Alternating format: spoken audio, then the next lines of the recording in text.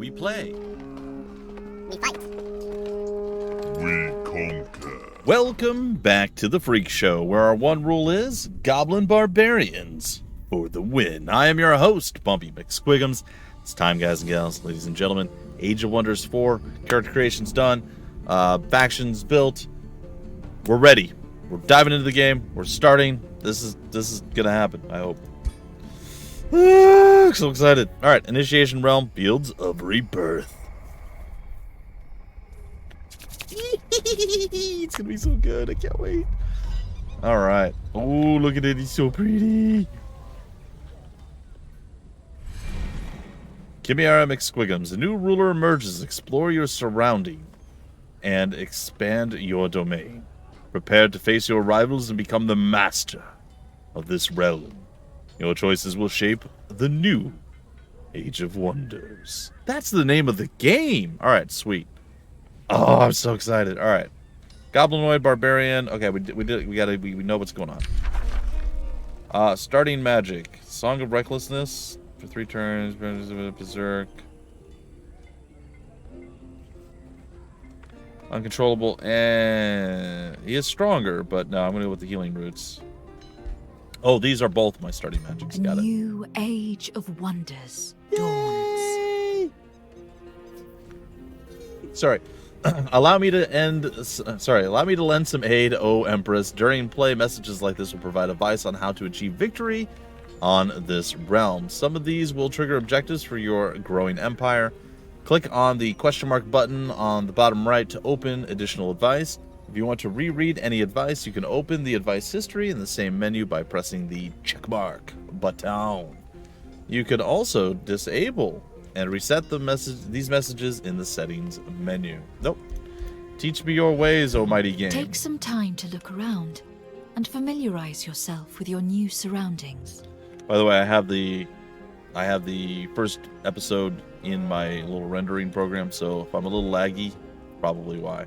Man, we move fast. That is really quick. I might have to slow that down a little. We'll see. You can hold down the middle mouse to rotate, and then if you want, you hit R and it brings it right back. Oh, that's slick. That's a good move. You can take a closer look at the land by zooming in, or get a better overview of the world by zooming out. Oh, we got the overview map! You have reached the overview map. Love it. As you explore the world, you will have many threats and opportunities to consider. It's so Use good. this to So inform good. your strategies.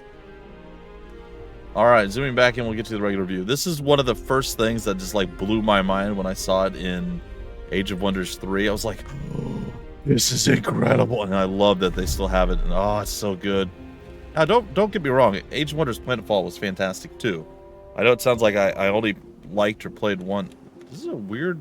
Are we on a hill? I don't. It's like a weird point of view looking thing going on here.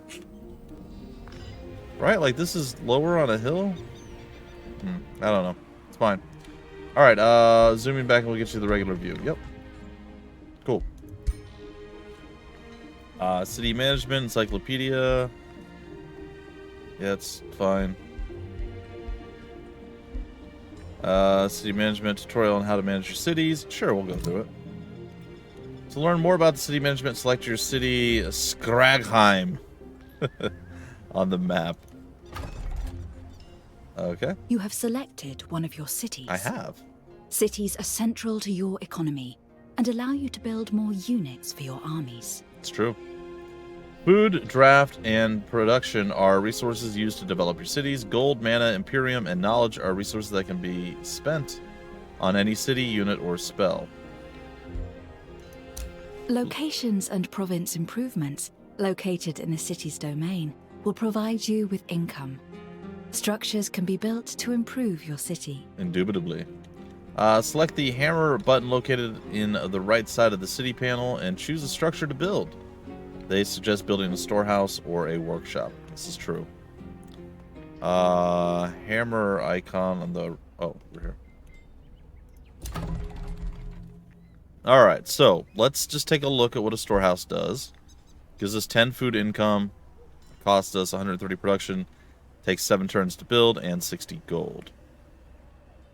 It will build 1 forester. It says boost build 1. Forester. Okay. And then the other alternative to what they suggested us potentially building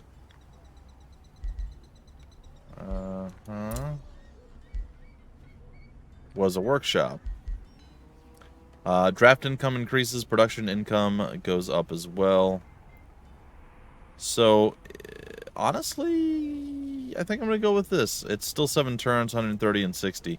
I think I'm going to go with that because that will Cities allow also me to recruit your units. get production going Units quicker. cost upkeep every turn, so keep an eye on your income to ensure you can pay for your units. It's true. Select the helmet button located under production queue to choose a unit to recruit. Alright. Are we going to have... Is it going to still be all in a chain, or are we going to be able to recruit units separately? Because that would be an interesting twist. Alright, so we have a... Preparing to scout, recruit a scout unit. So I should go with the Pathfinder. We also have the Sunderer.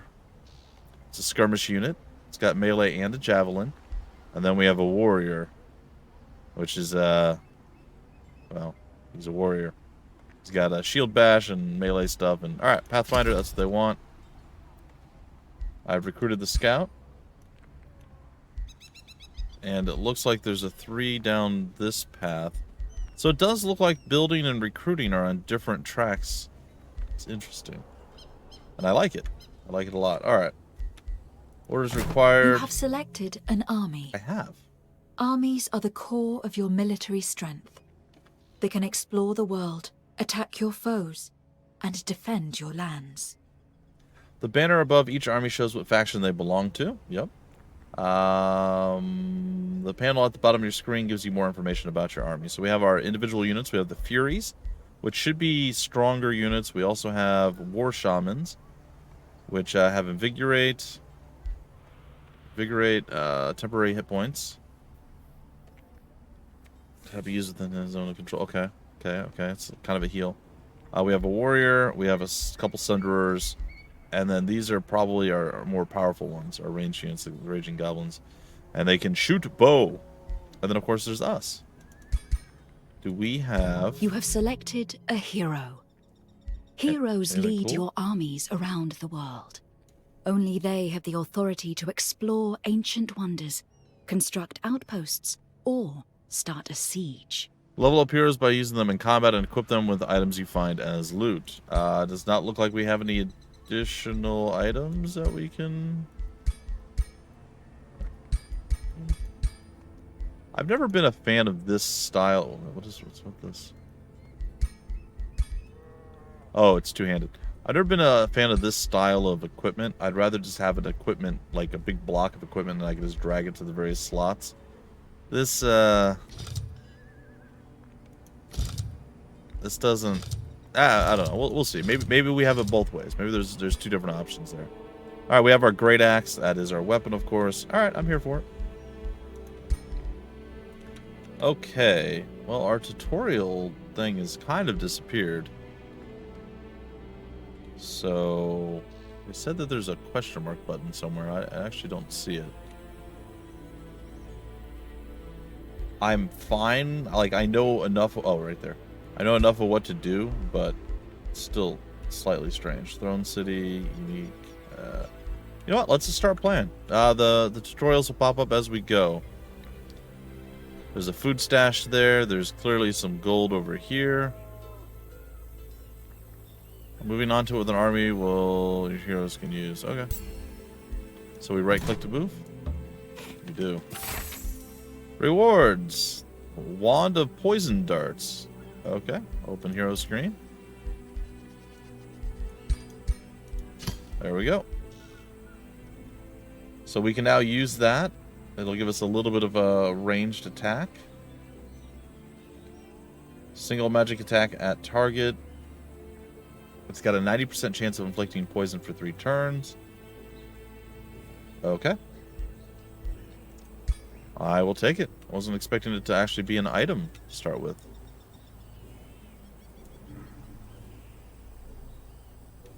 Two-turn intervals. All right, so I guess we've done what we could. And then back here, our scout is ready. So we can head over here and grab up some food. Selected the army. Defend your lands. An army is made up of individual units. You can see a unit's tier, unit role, and movement points in the army panel. Yep. Yes, we can.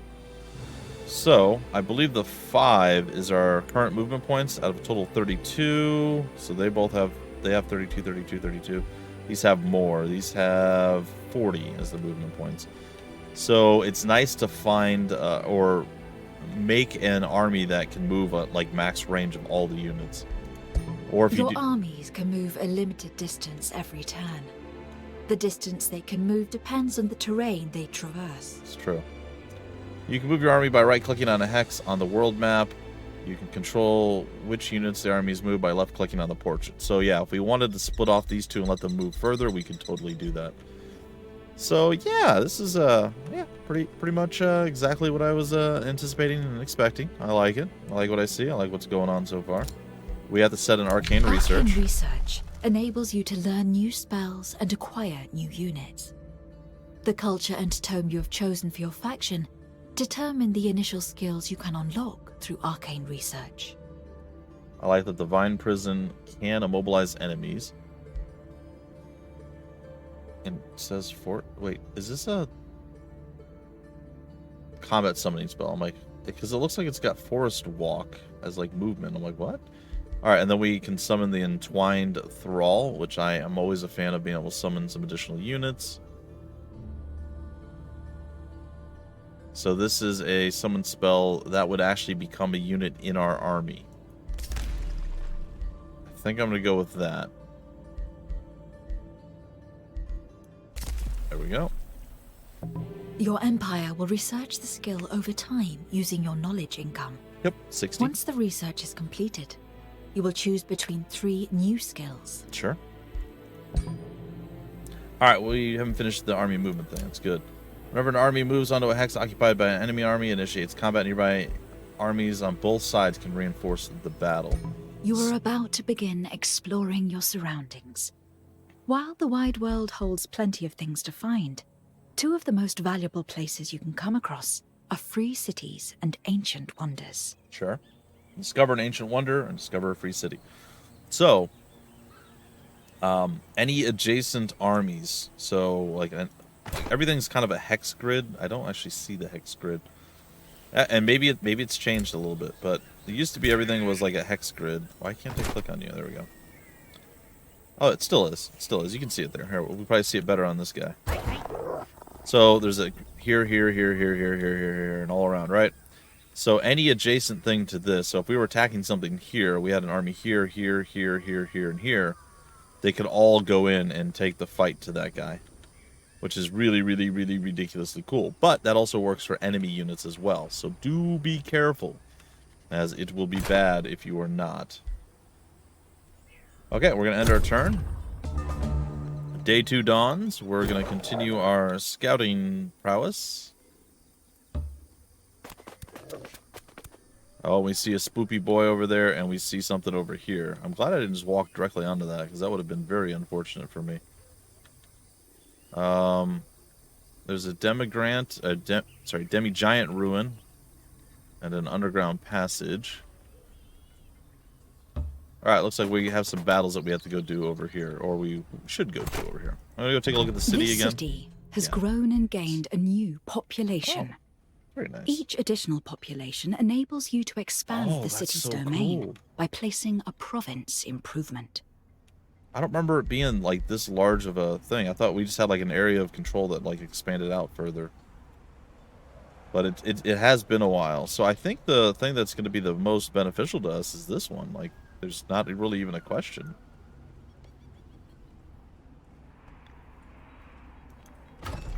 Oh, we have to place the improvement. Oh, these are okay. These are the various different options that we have. So, if we place a farm, that's one thing. We could build a quarry. But it has pastures, so it's going to increase our food.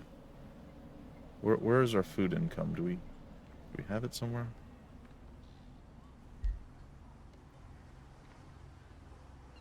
Our production's lower. I'd like to do production, maybe. There's no bonus here.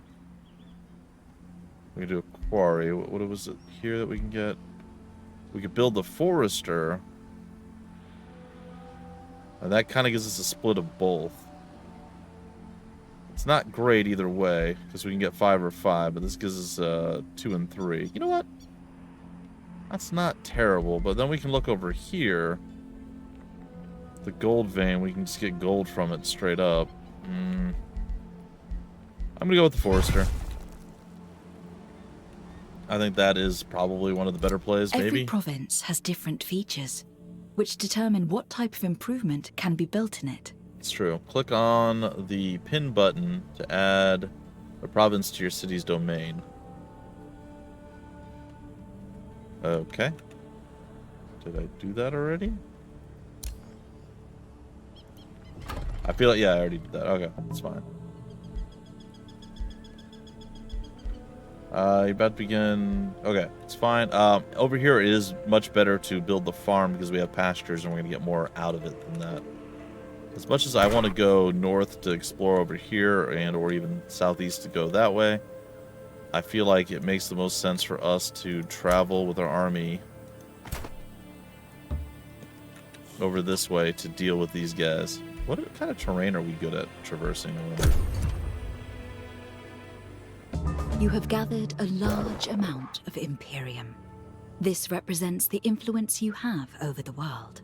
You can use it to acquire new cities, unlock new empire skills, or speed up city growth. Okay, Imperium. Authority and reputation, founding cities from outposts, taking over conquered cities, buying empire skills. Imperium is mainly gained by building parts of your wizard tower in your throne city or by annexing ancient wonders. Interesting. Not sure how that's going to work out just yet, but it's a thing. We have potentially a neutral baddie over here, which is not great.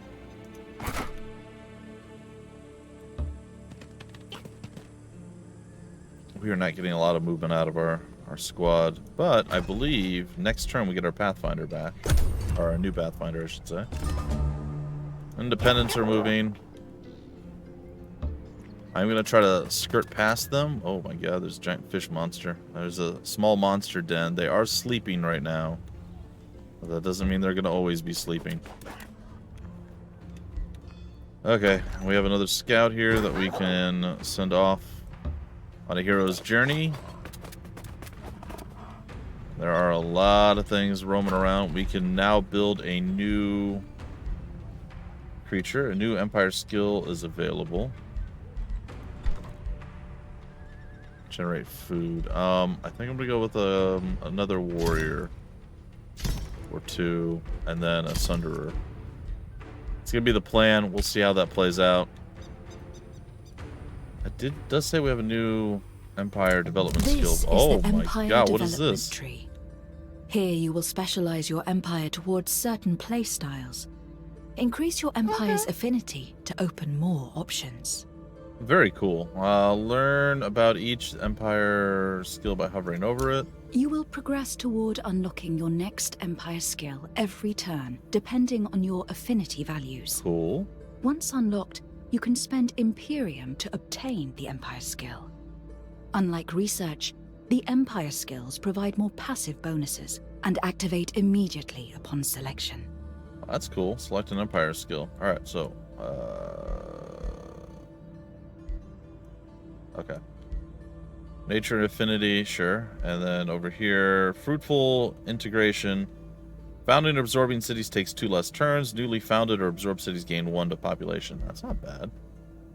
That's really the only thing that we can do. So I guess we have to select it. Choosing a tome will alter your affinity, which represents your attunement to specific cosmic forces. It can also be altered by picking a signature skill for your ruler. You will require a large amount of specific affinity to unlock higher tiers of tomes. Oh. Alright, that's cool. Wait, what? Barbarian?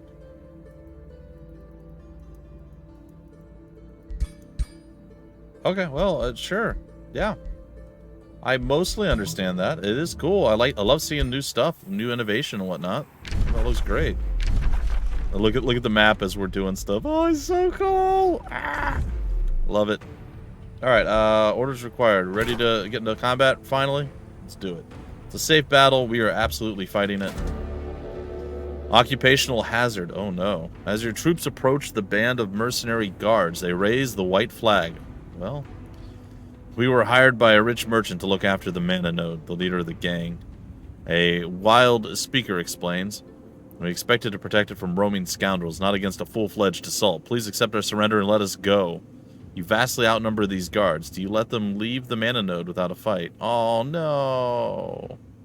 How about we change your contract and you serve me?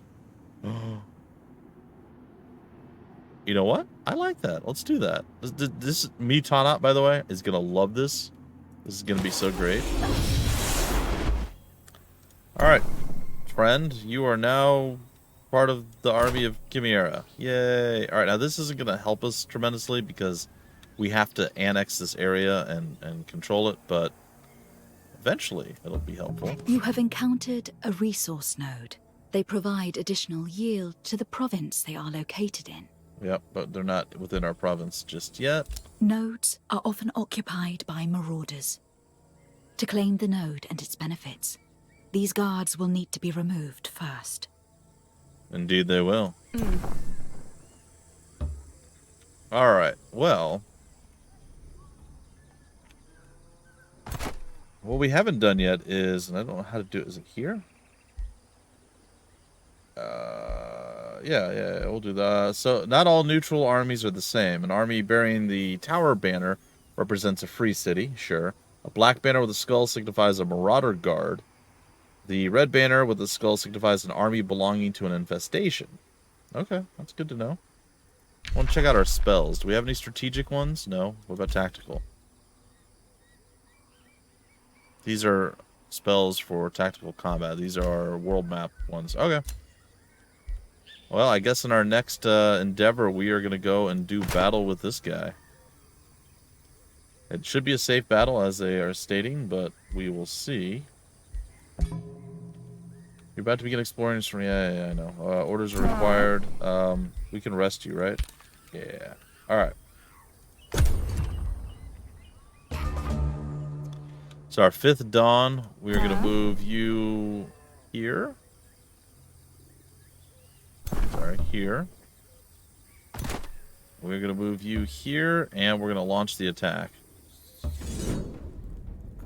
Allow the AI to use spells in auto combat. Sure, I'm not going to do auto combat, though.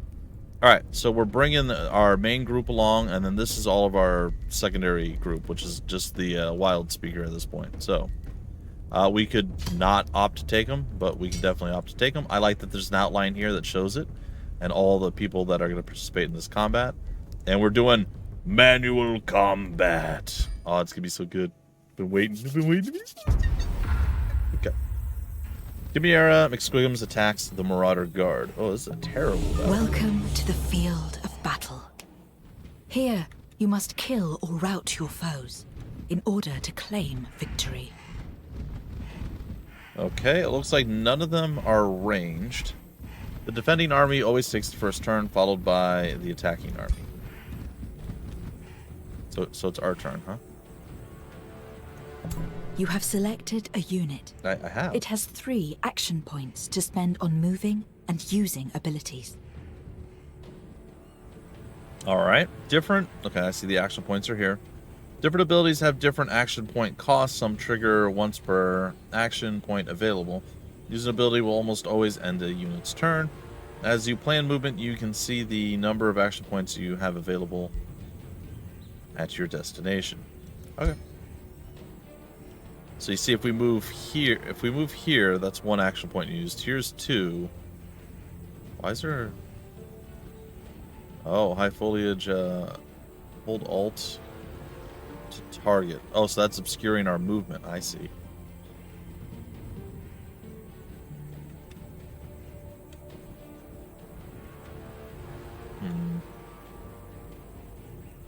And what do we have for skills? Poison Blast.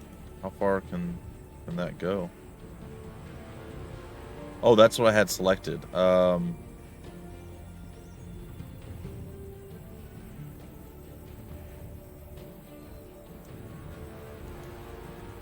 just want to just move, like, because, again, this is selected.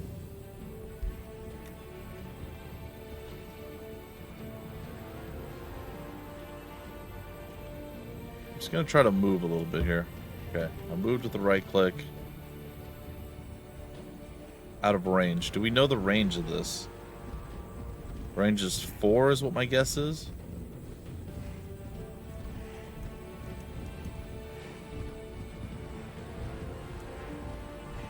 Oh, I see. Okay, that's cool. I think I'll stay there. Alright, let's go take a look at our units. This is a ranged unit, which excels at dealing physical damage from a distance. It is vulnerable to melee attacks and should be kept in the back line. Shoot bow. No targets found. That seems fine. Where's our actual leader?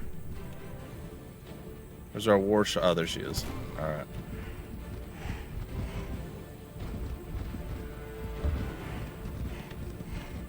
Oh, we can just move onto trees. Okay, I didn't know that.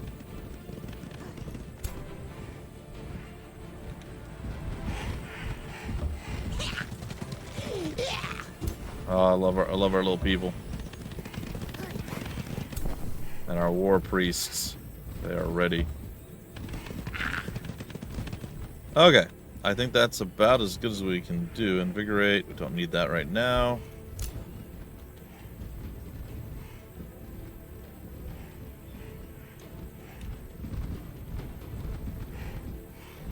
It's like 4 is about the normal range. Okay, so can we just end the turn? Yep, everybody will go into defense mode. This is a skirmisher unit, which is flexible and uses both ranged and melee attacks. With its high speed and slippery ability, it is the perfect unit for hit-and-run attacks. Indeed it is. Alright, cool. Skirmisher units, very nice. How far can we shoot? Also only 4. This is a support unit, which can use magical abilities to heal and strengthen its allies. Alright.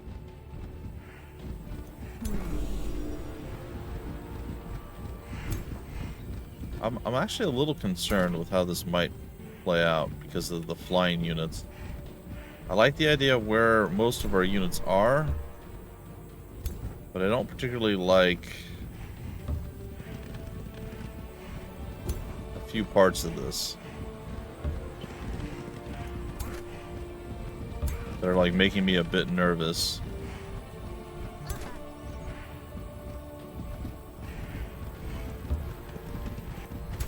Alright, I think from there we might be safe. Also, we do have this.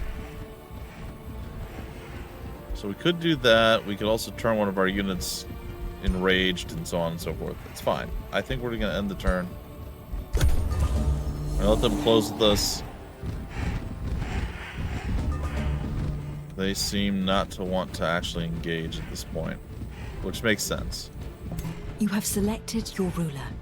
Your ruler is a powerful combatant who can wield magical equipment and learn a variety of skills.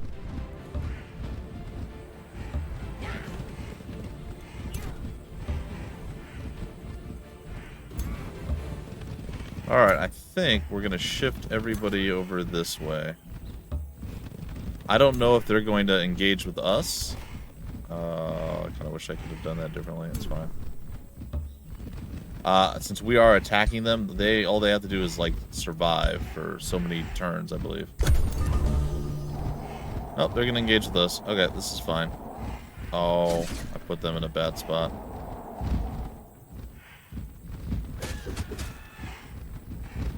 It's okay, though. I think, anyway. Yeah. Do we get a counterattack? Yeah, we do.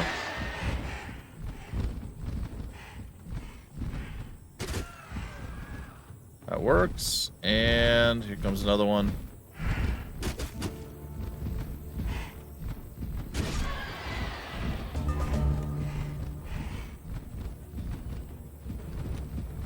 Alright. Well. Your unit is within an enemy's zone of control. When a unit moves into an enemy's zone of control, it becomes temporarily pinned and cannot move for the rest of the turn. Moving out of a zone of control can trigger an opportunity attack. While in an enemy zone of control, many ranged magical abilities will be unavailable. Yeah, I know. I know. The plan was to not get into the enemy's zone of This control. unit has a ranged ability selected. Ranged abilities have an accuracy rating, which is the chance that the ability will hit the intended target. Wait, shouldn't that have been like a 3-piece?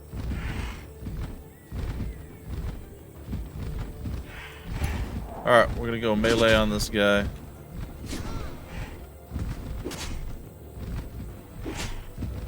Actually, I thought that was gonna be way more effective than it was.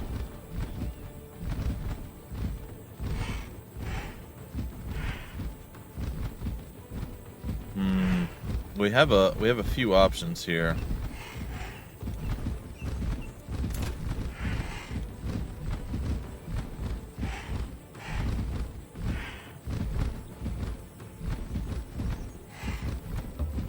I will step up, which takes one of my attacks away.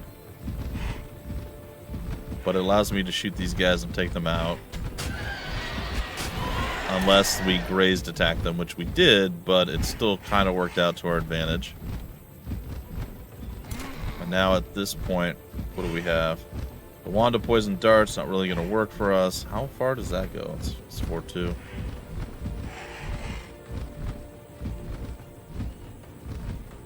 I could hit this guy.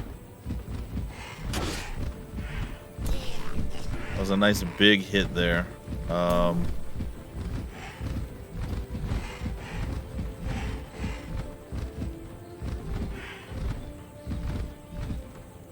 guess we'll move here and we'll go for this. We land it. It's great. We did, but it wasn't enough to kill him.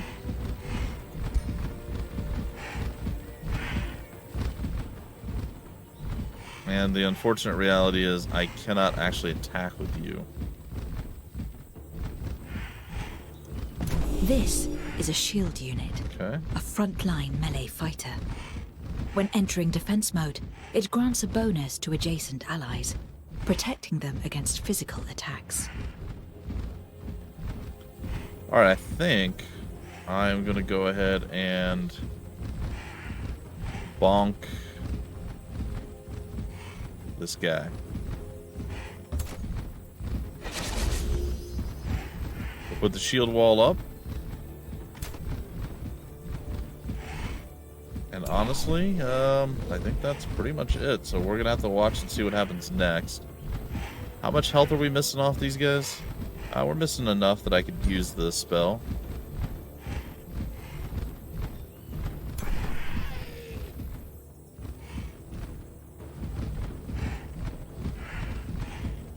There we go. He gets healed and he gets regeneration, so he could probably survive this. Oh. Well, that's true. He doesn't have a... There's no melee attacking with him, so there was no way we were holding him in the zone of control there. That was a clever move. However, on this side of life, we should be okay, all things considered. But I did a very bad job of positioning my healers over here.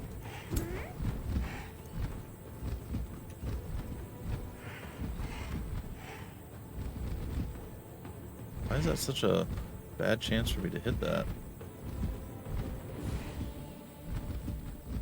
I'm going for it. Hey, we hit just it. attacked an enemy from behind. This is called flanking and gives a damage bonus. Yeah, it does.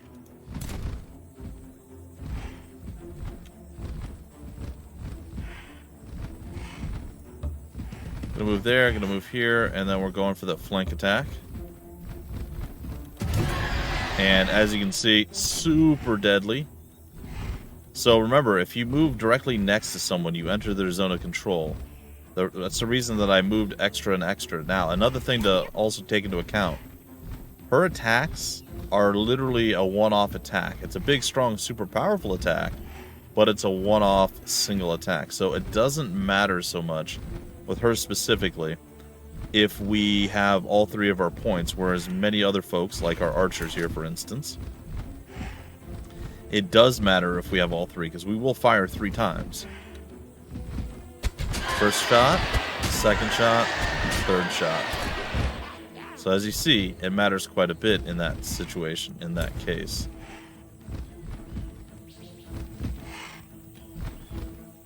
Okay, and then you can finish this one off. Single attack. They attacked back, but they missed, and we put them down, and now that clears up our other folks to be able to come over here and do some stuff in the next situation here. So, going to move to here, and going to attack.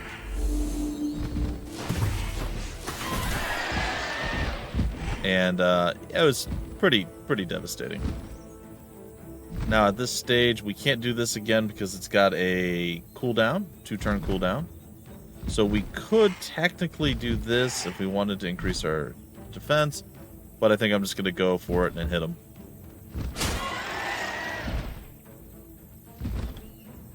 Probably 3 times, but they're going to exchange. Yeah, they're going to exchange blows. Oh, moving here, I still have enough to do a magic blast. Nice, sister. I can conjure an animal. Ooh. It's kind of impressive. I'm not going to do that right now, but... Oh, we crit! Oh, very nice. Look at us. Look at us just killing stuff. Oh my god, it's way past the end of the episode. Well, not way past. Slightly past the end of the episode. I thought we were only like 10 minutes in. Oh, this game's great.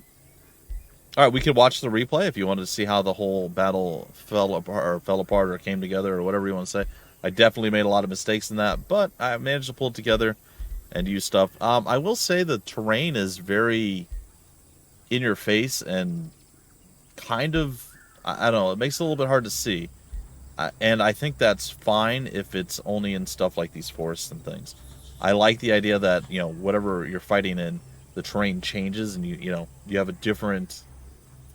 I don't know, a different experience based on what you're actually doing. So I'm totally fine with it.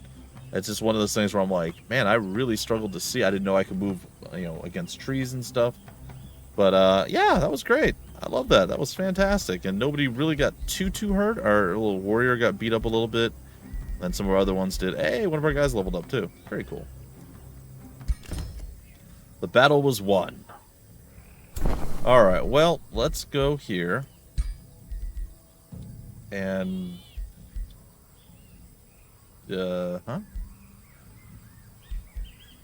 cool. So we got this.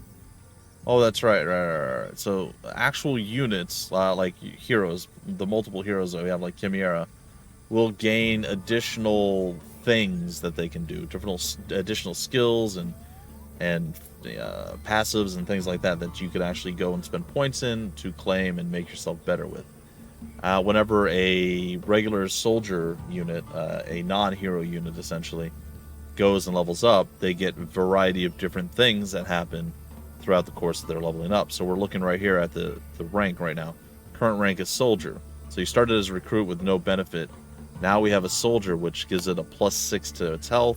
Veterans another +6, and elite is another +6, but we also get resistance, champion another +6, and the legend, which there's more than there used to be, which I like that a lot. And the legend medal is exalted resistance, so we get more and more resistance off of that, which is very cool. I like it. I like it a lot. All right, cool. And I think we're going to have to break off the first episode, well, technically the second episode there. First episode where we really got into things and started moving around doing stuff. I am very eager to continue on and expand out. I love this map thing. It's just so cool. We know there's a sleeping monster den there. You can see what all the various different things mean. And they actually all have little legend stuff. And there's even a legend here if you wanted to know more. Or you wanted to find something specific. You could uncheck other things. And that it's just, the game is so well done. I like it so much. I love it so much. Anyway, big shout out and thank you once again to Triumph Studios and Paradox for hooking me up with the code for this. It truly means the world to me, and I love these games. If you're not playing Age of Wonders, that like full stop, like all of the games, and you're a turn-based strategy fan, you need to go play them. Like, these are fantastic. I don't know. I can't recommend them enough. I truly love them. I was hoping I could have more than 6 people in the combat, but that's okay. I mean, I know you can in combat, but I mean in our party. That's fine. Yeah, that's fine. View which armies would aid this army in battle if it was attacked. Oh, that's neat. Hide all possible outpost founding locations. Oh, very cool. Anyway, guys and gals, there's still a lot to learn, still a lot to do, but I'm 100% here for it. I'm having a blast. I hope you guys enjoyed. Until the very next episode, I've been your host, Bumpy McSquigums. Thank you so much for stopping by the Freak Show. We play, we fight, we conquer.